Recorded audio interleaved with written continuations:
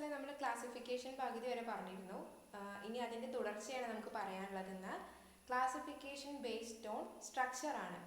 അതായത് പോളിമേഴ്സിൻ്റെ structure എങ്ങനെയാണെന്നുള്ളതിൻ്റെ ബേസിസിൽ പോളിമേഴ്സിനെ classify ചെയ്തിരിക്കുകയാണ്. മൂന്നായിട്ടാണ് classify ചെയ്തിരിക്കുന്നത്: linear polymers, branched chain polymers and cross linked polymers. ഓരോന്നും എന്താ നോക്കാം, ഓരോന്നിനും എക്സാമ്പിൾസും പഠിക്കാനുണ്ട്. ലീനിയർ പോളിമേഴ്സ് എന്ന് പറഞ്ഞു കഴിഞ്ഞാൽ പേര് സൂചിപ്പിക്കുന്നത് പോലെ തന്നെ അതിനുള്ള ഓരോ പോളിമർ ചെയിനും ലോങ് ആയിരിക്കും, അതുപോലെ തന്നെ സ്ട്രെയിറ്റ് ആയിരിക്കും. ലോങ് സ്ട്രെയിറ്റ് ചെയിൻസ് ആയിരിക്കും അതിൽ. അതുകൊണ്ട് തന്നെ ഒന്നിനും മുകളിൽ ഒന്നായിട്ട് നമുക്കിങ്ങനെ അടുക്കി വെക്കാം. അപ്പോൾ ഒരു വെൽ പാക്ഡ് സ്ട്രക്ചർ ആയിട്ട് നമുക്ക് കിട്ടും. അതുകൊണ്ട് തന്നെ അതിൻ്റെ ഡെൻസിറ്റി കൂടുതലാണ്, മെൽറ്റിംഗ് പോയിന്റ് കൂടുതലാണ്, അതുപോലെ തന്നെ സ്ട്രെങ്ത് കൂടുതലാണ്. ഇപ്പോൾ 3 പ്രോപ്പർട്ടീസും കൂടുതലാണെന്നാണ് പറയുന്നത്. എന്തുകൊണ്ടാണ് അങ്ങനെ കിട്ടിയത്? വെൽ പാക്ഡ് സ്ട്രക്ചറാണ്. ഒന്നിനു മേലെ ഒന്നായിട്ട് നമുക്ക് വളരെ വൃത്തിയായിട്ട് അടുക്കി വയ്ക്കാൻ പറ്റും. ഒരു ക്ലോസ് പാക്ഡ് സ്ട്രക്ചറാണ്. അതുകൊണ്ട് തന്നെ ഡെൻസിറ്റി കൂടുതലായിരിക്കും. മെൽറ്റിംഗ് പോയിന്റ്, അതായത് ആ മെൽറ്റ് ചെയ്യുന്ന ടെമ്പറേച്ചർ അത് കൂടുതലായിരിക്കും. ടെൻസൈൽ സ്ട്രെങ്ത് അഥവാ സ്ട്രെങ്ത് കൂടുതലായിരിക്കും. എക്സാമ്പിളായിട്ട് പറയുന്നത് ഹൈ ഡെൻസിറ്റി പോളിയെത്തീൻ ആണ്. അപ്പോൾ ഒന്നുകൂടെ പറയാം, നമ്മൾ ബേസ്ഡ് ഓൺ സ്ട്രക്ചറിൻ്റെ അടിസ്ഥാനത്തിൽ പോളിമേഴ്സിനെ 3 ആയിട്ടാണ് തിരിച്ചിരിക്കുന്നത്: linear polymer, branched chain polymer and cross linked polymer. അതിൽ ഫസ്റ്റ് വൺ ലീനിയർ പോളിമർ എന്ന് പറഞ്ഞു കഴിഞ്ഞാൽ ആ പേര് സൂചിപ്പിക്കുന്നത് പോലെ തന്നെ ആ പോളിമറിലുള്ള പോളിമർ ചെയിൻസ് എല്ലാം ലോങ് ആൻഡ് സ്ട്രെയിറ്റ് ആയിരിക്കും. അതുകൊണ്ട് തന്നെ ഒന്നിനു മുകളിൽ ഒന്നായിട്ട് നമുക്ക് ഈസി ആയിട്ട് അടുക്കി വയ്ക്കാം. ഡെൻസിറ്റി കൂടുതലാണ്, മെൽറ്റിംഗ് പോയിന്റ് കൂടുതലാണ്, അതുപോലെ തന്നെ സ്ട്രെങ്ത്തും കൂടുതലാണ്. അപ്പോൾ എന്താ നമുക്ക് എഴുതാം? First that is linear polymer. Linear polymer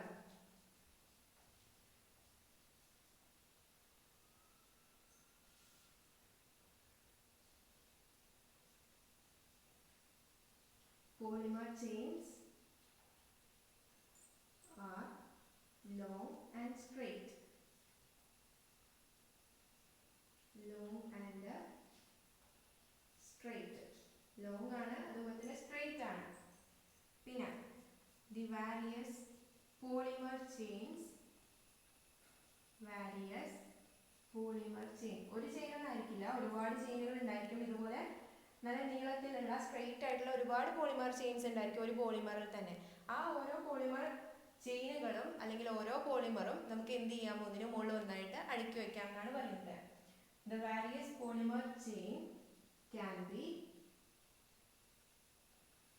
stacked over one another. ഒന്നിനു മുകളിൽ ഒന്നായിട്ട് നമുക്ക് അടുക്കി വെക്കാം. Stacked over one another. Stack ചെയ്യാന്ന് പറഞ്ഞു കഴിഞ്ഞാൽ അതിന് ഒന്നിനു മുകളിൽ ഒന്നായിട്ട് അടുക്കി വെക്കാം. Stacked over one another to form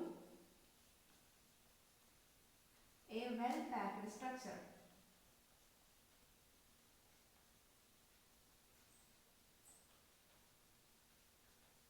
Well packed structure. പിന്നെ എന്തൊക്കെയാണ് ഇതിന്റെ പ്രത്യേകത? They possess, ഇത്രയും കറക്റ്റ് ആയിട്ടുള്ള ഒരു പാക്കിംഗ് ഉള്ള കാരണം, അത്രയും കറക്റ്റ് ആയിട്ടുള്ള ഒരു സ്ട്രക്ചർ ഉള്ള കാരണം അവർക്ക് ഹൈ മെൽറ്റിംഗ് പോയിന്റ് ആയിരിക്കും, ഹൈ ഡെൻസിറ്റി ആയിരിക്കും. They possess high density, high melting point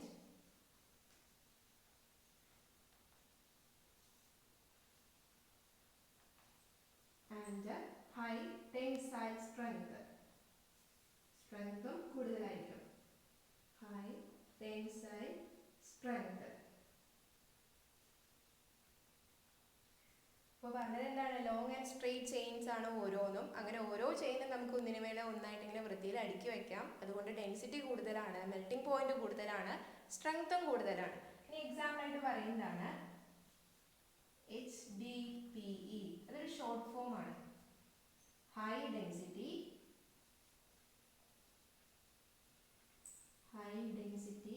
പോളിയെത്തീൻ.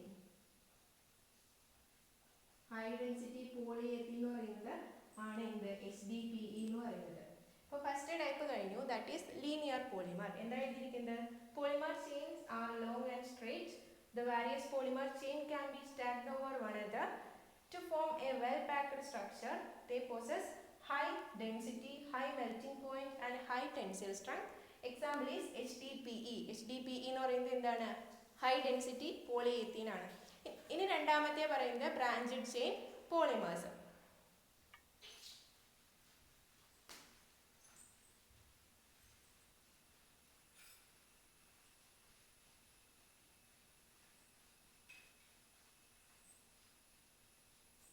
രണ്ടാമത്തെ ടൈപ്പാണ് branched chain polymers.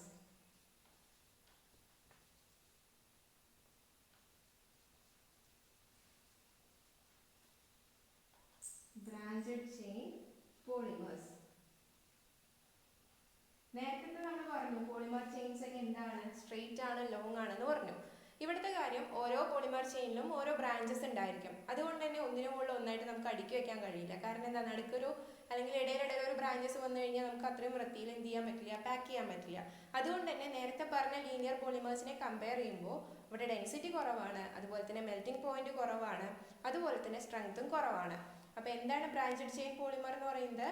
Branched chain പോളിമറിലെ ഓരോ പോളിമർ ചെയിൻസിലും ബ്രാഞ്ചസ് ഉണ്ടാവും. അതുകൊണ്ട് തന്നെ വെൽ പാക്കിംഗ് എന്ന് പറയുന്നത് സാധ്യമല്ല. മെൽറ്റിംഗ് പോയിന്റ്, ടെൻസൈൽ സ്ട്രെങ്ത്, അതുപോലെ തന്നെ ഡെൻസിറ്റി ഇതെല്ലാം കുറവായിരിക്കും. എക്സാമ്പിൾ ആയിട്ട് പറയുന്നത് നമ്മൾ നേരത്തെ ഹൈ ഡെൻസിറ്റി പോളിയെത്തീൻ എന്ന് പറഞ്ഞു. അതുപോലെ ഇവിടെ പറയുന്നത് ലോ ഡെൻസിറ്റി പോളിയെത്തീൻ ആണ് എക്സാമ്പിൾ ആയിട്ട് പറയുന്നത്. നമുക്ക് എഴുതാം, they contain polymer chain. They contain polymer chain with the branches. With the branches. ചെറിയ ചെറിയ ബ്രാഞ്ചസ് ഉണ്ടാവാം. Due to this, they cannot be well packed.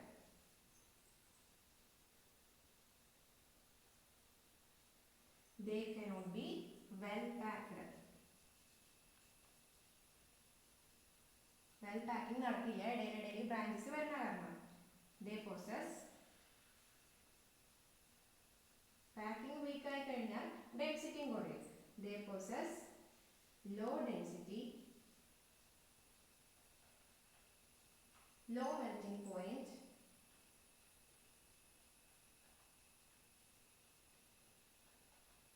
and low tensile strength. Tensile strength എന്തായിരിക്കും? കുറവായിരിക്കും.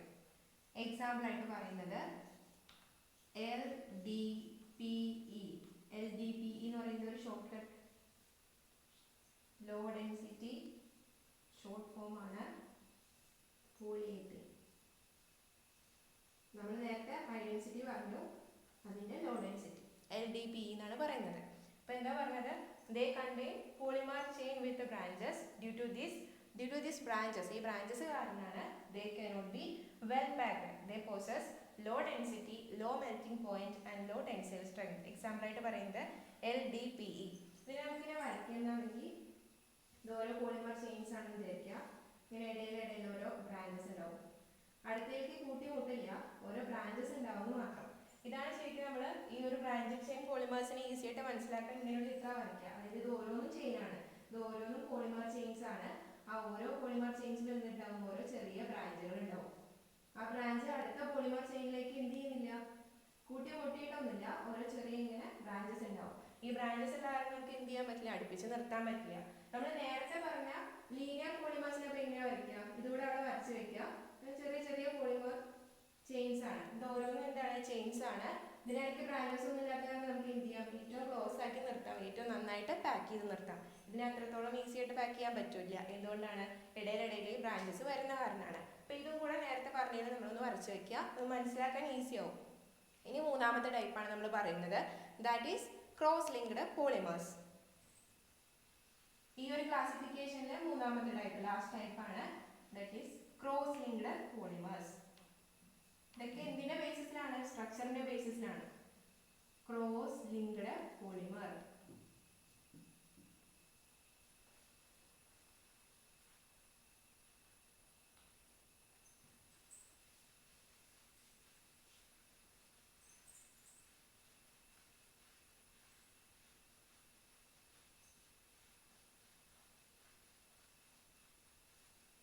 ക്രോസ് ലിങ്ക്ഡ് പോളിമേഴ്സിന്റെ ആ പേര് സൂചിപ്പിക്കുന്നത് പോലെ തന്നെ ഓരോ പോളിമർ ചെയിൻസിനും ഇടയ്ക്ക്, അതായത് രണ്ടോ മൂന്നോ പോളിമർ ചെയിൻസ് ഉണ്ടാവും, അല്ലെങ്കിൽ ഒരുപാട് പോളിമർ ചെയിൻസ് ഉണ്ടാവും. അതിനെല്ലാം ഇടയ്ക്ക് ഓരോ പോളിമർ ചെയിനെയും തമ്മിൽ കണക്ട് ചെയ്തുകൊണ്ട് ഓരോ ലിങ്കുകൾ ഉണ്ടാവും. അതാണ് ക്രോസ് ലിങ്ക് എന്ന് പറയുന്നത്. അപ്പോൾ ഇതിനെങ്ങനെ വരയ്ക്കാം നമുക്ക്? ഇപ്പോൾ കുറേ പോളിമർ ചെയിൻസ് ഉണ്ട് ഇതുപോലെ. അപ്പോൾ ഇത് തമ്മിൽ കണക്ട് ചെയ്തുകൊണ്ട് ഓരോ ലിങ്കുകൾ ഉണ്ടാവും. നേരത്തെ നമ്മൾ പറഞ്ഞ ബ്രാഞ്ചസിൽ എങ്ങനെയായിരുന്നു, ഓരോ ബ്രാഞ്ചസ് ഉണ്ടെന്നേ ഉള്ളൂ, പക്ഷെ എന്ത് ചെയ്യുന്നില്ല, അടുത്ത പോളിമർ ചെയിനുമായിട്ട് കണക്ഷൻ ഒന്നുമില്ല. പക്ഷെ ഇവിടെ എന്തുണ്ട്, ഓരോ പോളിമർ ചെയിൻസിനും അടുത്ത പോളിമർ ചെയിനുമായിട്ട് ഓരോ ലിങ്കുകൾ ഉണ്ട്. അതാണ് ക്രോസ് ലിങ്ക്ഡ് പോളിമർ എന്ന് പറയുന്നത്. അതുകൊണ്ട് തന്നെ ഇതിനൊരു 3 ഡയമെൻഷണൽ സ്ട്രക്ചർ ആയിരിക്കും. പിന്നെ ലീനിയർ പോളിമറിനെയും അതുപോലെ തന്നെ ബ്രാഞ്ചഡ് ചെയിൻ പോളിമറിനെയൊക്കെ കമ്പയർ ചെയ്യുമ്പോൾ ഇത് ഹാർഡ്നെസ് കൂടുതലാണ്, വെരി ഹാർഡാണിത്. അത് എന്തുകൊണ്ടാണെന്ന് വെച്ച് കഴിഞ്ഞാൽ ഓരോ ലെയറുകൾക്ക് ഇടയ്ക്കും ഇത്തരത്തിലുള്ള ക്രോസ് ലിങ്കുകൾ ഉള്ളത് കൊണ്ടാണ്. അപ്പോൾ എന്താ നമുക്ക് എഴുതാം, cross linked polymers. They are also known as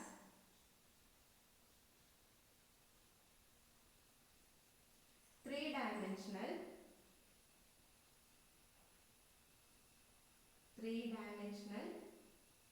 network polymer.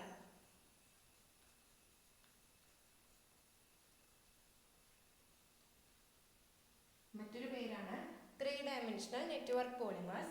They contain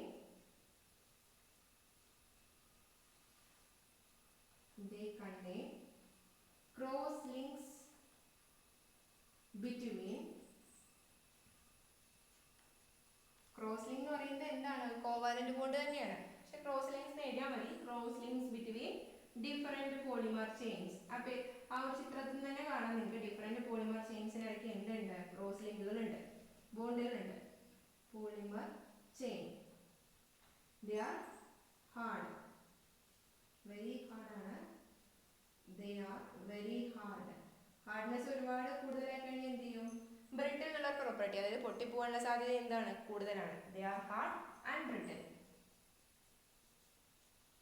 എന്തെങ്കിലുമൊക്കെ ഫോഴ്സ് അപ്ലൈ ചെയ്ത് കഴിഞ്ഞാൽ പൊട്ടിപ്പോകാനുള്ള സാധ്യതയുണ്ട്. എക്സാമ്പിൾ ആയിട്ട് പറയുന്നത് ബാക്ക് ലൈറ്റ്. അതായത് ബാക്ക് ലൈറ്റ് എന്താണെന്ന് നേരത്തെ പറഞ്ഞിരുന്നു.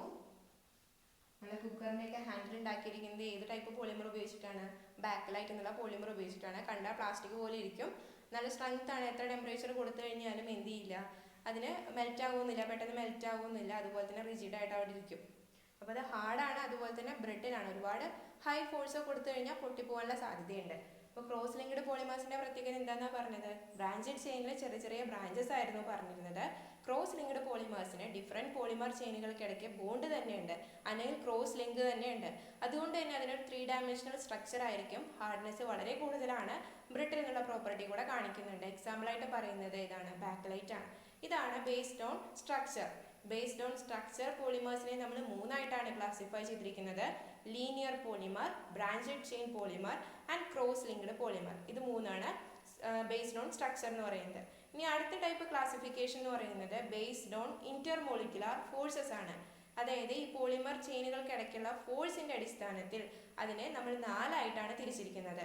ഇലാസ്റ്റോമേഴ്സ്, അതുപോലെ തന്നെ ഫൈബേഴ്സ്, തെർമോസെറ്റിംഗ് പോളിമേഴ്സ്, തെർമോപ്ലാസ്റ്റിക്. അതെന്താണെന്നാണ് നമുക്ക് അടുത്തതായിട്ട് പഠിക്കാനുള്ളത്.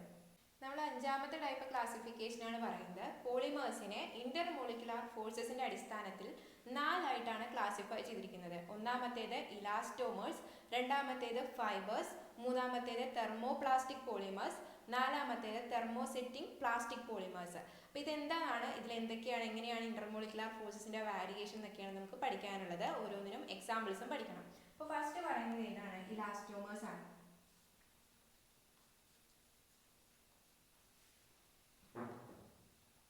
ഇലാസ്റ്റോമേഴ്സിന്റെ പ്രത്യേകത, ഈ ടൈപ്പ് പോളിമേഴ്സിൽ പോളിമർ ചെയിനുകൾക്കിടയ്ക്കുള്ള ഫോഴ്സ് എന്ന് പറയുന്നത് വളരെ വീക്കാണ്. അതായത് ഇനി പറയാൻ പോകുന്ന മറ്റു 3 അപേക്ഷിച്ച് ഏറ്റവും വീക്കസ്റ്റ് ഫോഴ്സ് ആണ് ഇലാസ്റ്റോമേഴ്സിലുള്ളത്.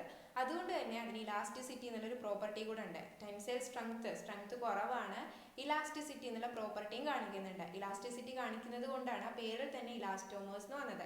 എന്താണ് ഇലാസ്റ്റിസിറ്റി എന്നുള്ള പ്രോപ്പർട്ടി? നമുക്കൊരു ഫോഴ്സ് കൊടുത്തു കഴിഞ്ഞാൽ ഒരു വസ്തുവിനെ എന്ത് ചെയ്യാം, വലിച്ചു നീട്ടാം. ആ ഫോഴ്സ് റിമൂവ് ചെയ്ത് കഴിഞ്ഞാൽ എന്ത് ചെയ്യും, പഴയ പൊസിഷനിലേക്ക് തിരിച്ചു വരും. അതാണ് ഇലാസ്റ്റിസിറ്റി എന്നുള്ള പ്രോപ്പർട്ടി. അപ്പോൾ ഇലാസ്റ്റോമേഴ്സിന്റെ പ്രത്യേകത എന്താണ്, ഇലാസ്റ്റിസിറ്റി എന്നുള്ള പ്രോപ്പർട്ടി കാണിക്കുന്നുണ്ട്. അതുപോലെ തന്നെ ഏറ്റവും വീക്കസ്റ്റ് ഇന്റർമോളിക്കുലാർ ഫോഴ്സ് ആണ് ഈ പോളിമേഴ്സിൽ കാണപ്പെടുന്നത്. എക്സാമ്പിൾ ആയിട്ട് പറയുന്നത് റബ്ബർ തന്നെയാണ്. റബ്ബർ ഇലാസ്റ്റിസിറ്റി കാണിക്കുന്നുണ്ട്, നമുക്ക് അറിയാവുന്നതാണ്. അപ്പോൾ നമുക്ക് ആദ്യം എഴുതാം elastomers. This type of polymer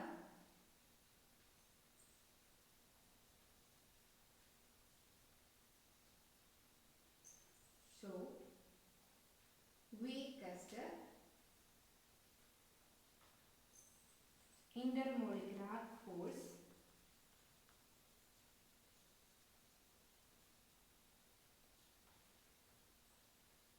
between polymer chains.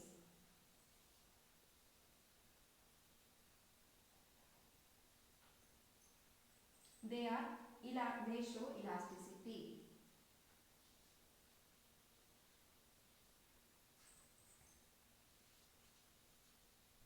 Elasticity എന്താണെന്ന് എഴുതുന്നില്ല, ഫിസിക്സിൽ നിങ്ങൾ പഠിക്കുന്നതാണ് ഇലാസ്റ്റിസിറ്റി. എക്സാമ്പിളായിട്ട് പറയുന്നത് റബ്ബറാണ്. ഇപ്പോൾ ഇലാസ്റ്റോമേഴ്സിലെ ഏറ്റവും വീക്കസ്റ്റ് ഫോഴ്സ് ആണ്, അതുകൊണ്ട് തന്നെ ഇലാസ്റ്റിസിറ്റി കാണിക്കുന്നുണ്ട്. എക്സാമ്പിളായിട്ട് പറയുന്നത് ഏതാണ്? റബ്ബറാണ്. ഇനി സെക്കൻഡ് ടൈപ്പ് എന്ന് പറയുന്നത് ഫൈബേഴ്സ് ആണ്. ഇലാസ്റ്റോമേഴ്സ് കഴിഞ്ഞു, ഇനി പറയുന്നതാണ് ഫൈബേഴ്സ്. ഇലാസ്റ്റോമേഴ്സിൽ എന്താ പറഞ്ഞത്? This type of polymer show weakest intermolecular force between polymer chain. Different polymer chain ഇടയ്ക്കുള്ള ഫോഴ്സ് എന്ന് പറയുന്നത്, ഇന്റർമോളിക്കുലർ ഫോഴ്സ് എന്ന് പറയുന്നത് വളരെ വീക്കാണ്. ബാക്കിയുള്ള എല്ലാത്തിനെയും കമ്പയർ ചെയ്യുമ്പോൾ ഏറ്റവും വീക്കാണ്. അതുപോലെ തന്നെ ഇലാസ്റ്റിസിറ്റി എന്നുള്ള പ്രോപ്പർട്ടിയും കാണിക്കുന്നുണ്ട്. എക്സാമ്പിളായിട്ട് പറയുന്നത് ഏതാണ്? റബ്ബറാണ്. ഇനി രണ്ടാമത്തത് പറയുന്നത് fibres.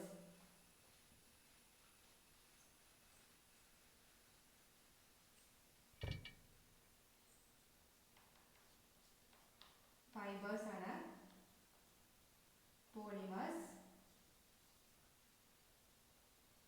which have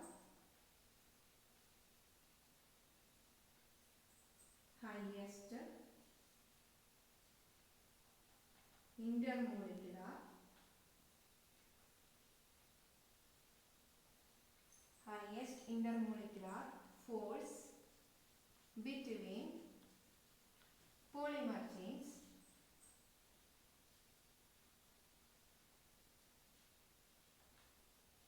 are called fibers.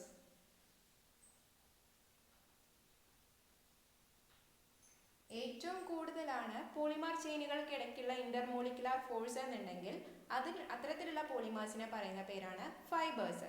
ഫൈബേഴ്സിന്റെ പ്രത്യേകത ഇലാസ്റ്റിസിറ്റി എന്നുള്ള പ്രോപ്പർട്ടി കാണിക്കുന്നേ ഇല്ല, ടെൻസൈൽ സ്ട്രെങ്ത് വളരെ കൂടുതലായിരിക്കും. They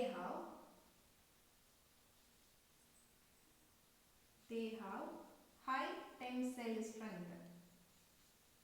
High tensile strength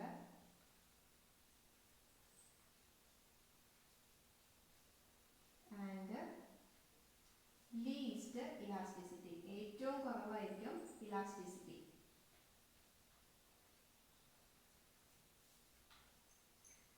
പിന്നെ അവരുടെ സ്ട്രക്ചർ എന്ന് പറയുന്നത് they are long, വളരെ നീളം കൂടിയ, thin, കട്ടി കുറഞ്ഞ ത്രെഡ് ലൈക്ക് സ്ട്രക്ചർ ആണ്.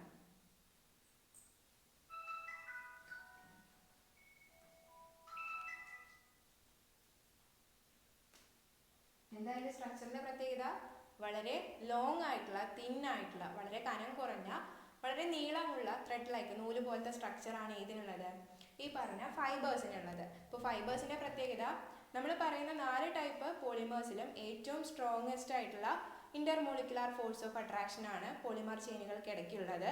അതുകൊണ്ട് തന്നെ ടെൻസൈൽ സ്ട്രെങ്ത് കൂടുതലാണ്, ഇലാസ്റ്റിസിറ്റി എന്ന് പറയുന്നത് ഏറ്റവും മിനിമം ആയിരിക്കും. അതുപോലെ അതിന്റെ സ്ട്രക്ചർ എന്ന് പറയുന്നത് എങ്ങനെയായിരിക്കും? Long, thin and thread like structure ആയിരിക്കും എന്നാണ് പറയുന്നത്. ഇനി എക്സാമ്പിൾ ആയിട്ട് നമ്മൾ പറയുന്നത് നൈലോൺ 66. നമ്മൾ പഠിച്ചതാണ് നൈലോൺ 66. അത് എന്തായിട്ടാണ് വരുന്നത്? ഫൈബേഴ്സ് എന്നുള്ള ഒരു ടൈപ്പിലാണ് വരുന്നത്. Example nylon 66. നൈലോൺ 66 ആണ് എക്സാമ്പിൾ ആയിട്ട് പറയുന്നത്. അപ്പോൾ ഇത്രയാണ് നമ്മൾ പറഞ്ഞ ഫൈബേഴ്സിലുള്ളത്. ഇനി അടുത്തത് തെർമോപ്ലാസ്റ്റിക് പോളിമേഴ്സും തെർമോസെറ്റിംഗ് പ്ലാസ്റ്റിക് പോളിമേഴ്സും ആണ്. അതിൻ്റെ തമ്മിലുള്ള ഡിഫറൻസ് ആയിട്ടാണ് നമുക്ക് പഠിക്കാനുള്ളത്. അത് 3ാമത്തെയും 4ാമത്തെയും കാറ്റഗറിയിൽ വരുന്നത് ഡിഫറൻസ് ആയിട്ടാണ് നമുക്ക് പറയാനുള്ളത്. അപ്പോൾ ഇതിൽ 3ാമത്തെ ടൈപ്പായിട്ട് പറഞ്ഞതാണ് തെർമോപ്ലാസ്റ്റിക് പോളിമർ, 4ാമത്തെ ടൈപ്പായി പറയുന്നതാണ് തെർമോസെറ്റിംഗ് പ്ലാസ്റ്റിക് പോളിമേഴ്സ്. അത് രണ്ടും ഡിഫറൻസ് ആയിട്ടാണ് നമുക്ക് പഠിക്കാനുള്ളത്. അപ്പോൾ ഫസ്റ്റ് പറയുന്നത് തെർമോപ്ലാസ്റ്റിക് പോളിമേഴ്സിൽ പറയുന്നത് തെർമോപ്ലാസ്റ്റിക് പോളിമേഴ്സ് ഫോം ചെയ്യുന്നത് അഡീഷൻ പോളിമറൈസേഷൻ വഴിയാണ്. തെർമോസെറ്റിംഗ് പ്ലാസ്റ്റിക് പോളിമേഴ്സ് ഫോം ചെയ്യുന്നത് കണ്ടൻസേഷൻ പോളിമറൈസേഷൻ വഴിയാണ്. അതാണ് 1ാമത്തെ ഡിഫറൻസ് ആയിട്ട് പറയുന്നത്. They are formed by addition polymerization.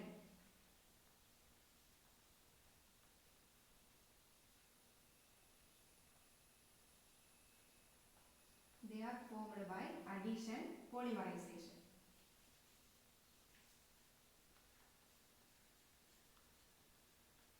Thermosetting plastic polymers ആണെങ്കിൽ ഫോംഡ് ബൈ കണ്ടൻസേഷൻ പോളിമറൈസേഷൻ.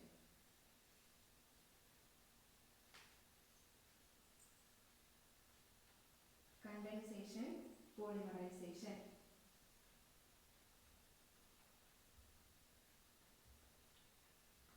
രണ്ടാമത് ഇതിന്റെ സ്ട്രക്ചറിനെ കുറിച്ചാണ് പറയുന്നത്. They usually have linear structure. Thermoplastic പോളിമേഴ്സിന്റെ സ്ട്രക്ചർ എന്ന് പറയുന്നത് ലീനിയർ ആണ്.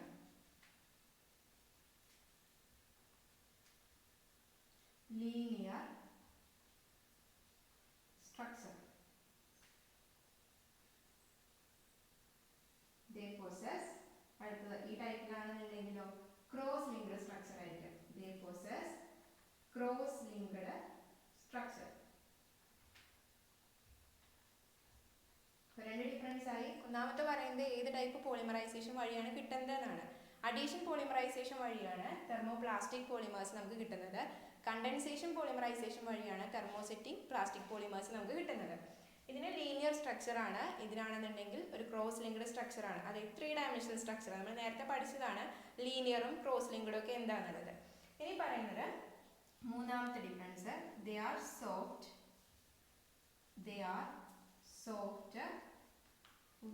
വീക്ക് ഫോഴ്സ് ആണെങ്കിൽ ഉണ്ടാവുക, ആൻഡ് ലെസ് ബ്രിട്ടിൽ, പെട്ടെന്നൊന്നും പൊട്ടിപ്പോവില്ല. Less brittle. ഇവിടെ ദേ ആർ സ്ട്രോങ് ആണ്, അതുപോലെ തന്നെ ഹാർഡ് ആണ്. ദേ are strong, hard and brittle. ഒരുപാട് ഹാർഡ്നെസ് കൂടി കഴിഞ്ഞാൽ എന്ത് ചെയ്യും? അത് പൊട്ടിപ്പോവും. ബ്രിട്ടിൽ. അപ്പോൾ 3 ഡിഫറൻസ് ആയി. ഇവിടെ പറയുന്നത് എന്താണ്? They are soft, weak and less brittle. ഇവിടെ they are strong, hard and brittle. Brittle ആണ്, പൊട്ടിപ്പോവും. ഇപ്പോൾ 3 ഡിഫറൻസ് ആയി. നാലാമത്തെ പറയുന്നത് എന്താണ് ഹീറ്റ് ചെയ്യുമ്പോൾ ഒക്കെ സംഭവിക്കുക എന്നുള്ളതാണ്. ഇപ്പോൾ നമുക്കറിയാം ഈ ഒരു ചില പ്ലാസ്റ്റിക് എന്ത് ചെയ്യും? റീയൂസ് ചെയ്യാം, റീഷേപ്പ് ചെയ്യാം. അതായത് നമുക്ക് ഹീറ്റ് ചെയ്ത് കഴിഞ്ഞാൽ അത് സോഫ്റ്റ് ചെയ്യും, അതായത് ലിക്വിഡായി മാറും. പിന്നെ നമുക്കത് ഇഷ്ടമുള്ള ഷേപ്പിലേക്ക് മാറ്റി കൂൾ ചെയ്ത് കഴിഞ്ഞാൽ അത് വീണ്ടും ഹാർഡായിട്ട് നമുക്ക് യൂസ് ചെയ്യാൻ പറ്റും. ചില പ്ലാസ്റ്റിക് ആണെന്നുണ്ടെങ്കിൽ നമുക്ക് എന്ത് ചെയ്യാൻ പറ്റില്ല? റീയൂസ് ചെയ്യാൻ പറ്റില്ല.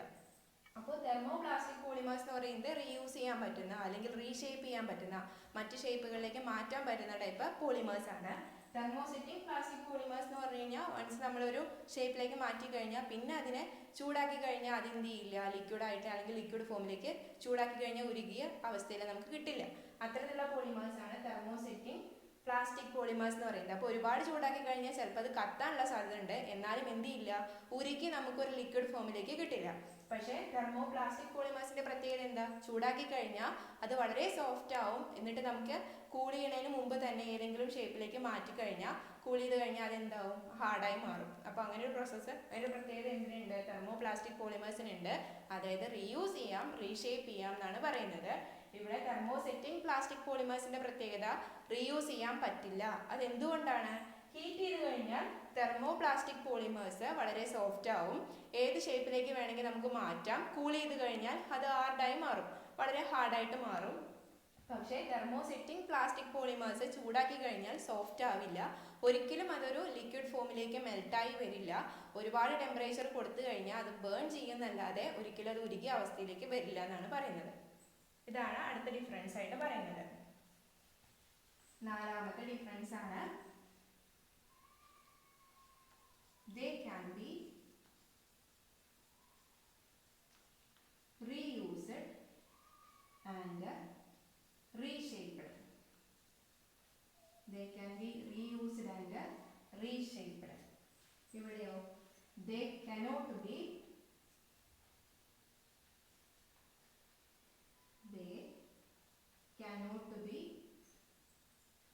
reused or reshaped. മറ്റു ഷേപ്പിലേക്ക് മാറ്റാനോ വീണ്ടും യൂസ് ചെയ്യാനോ പറ്റില്ല.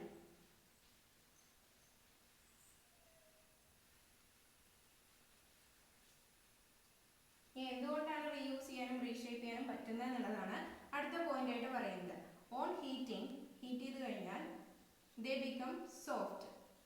On heating they become soft.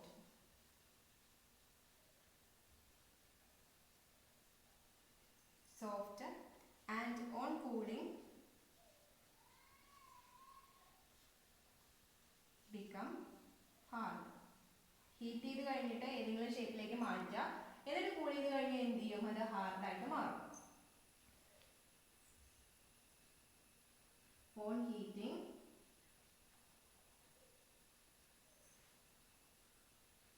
they do not soften. Soft ആയി മാറില്ല. പ്രൊലോങ്ഡ് ഹീറ്റിംഗ്, കുറേ നേരം നമ്മൾ ഹീറ്റ് ചെയ്ത് കഴിഞ്ഞാൽ എന്ത് ചെയ്യും? അത് ബേൺ ആവും. Prolonged heating make them burn. എന്നാലും എന്ത് ചെയ്യില്ല? അത് മെൽറ്റായി ഒഴുകിയ അവസ്ഥയിലേക്ക് മാറില്ല, ബേൺ ചെയ്യുള്ളൂ. ഇനി അതിൻ്റെ എക്സാമ്പിൾസും കൂടി പറഞ്ഞു കഴിഞ്ഞാൽ കഴിഞ്ഞു. ഇതിന് എക്സാമ്പിളായിട്ട് പറയുന്നത് പോളിയെത്തീൻ, പോളിത്തീൻ, അതുപോലെ തന്നെ PVC. ഇവിടെ പറയുന്ന ബാക്ക് ലൈറ്റ്, നമ്മൾ കുക്കറിലൊക്കെ ഉപയോഗിക്കുന്ന ബാക്ക് ലൈറ്റ്, അതൊരിക്കലും നമുക്ക് റീയൂസ് ചെയ്യാൻ പറ്റില്ല എന്നാണ് പറയുന്നത്. അപ്പോൾ ഇത്രയാണ് ഡിഫറൻസ്. അപ്പോൾ മൂന്നാമത്തെയും നാലാമത്തെയും ടൈപ്പ് ഓഫ് പോളിമേഴ്സ് എന്ന് പറയുന്നത് നമ്മൾ ഡിഫറൻസ് ആയിട്ടാണ് പറഞ്ഞത്. അപ്പോൾ ഇതായിരുന്നു classification based on the intermolecular forces. 4ആയിട്ടാണ് ക്ലാസിഫൈ ചെയ്തിരിക്കുന്നത്.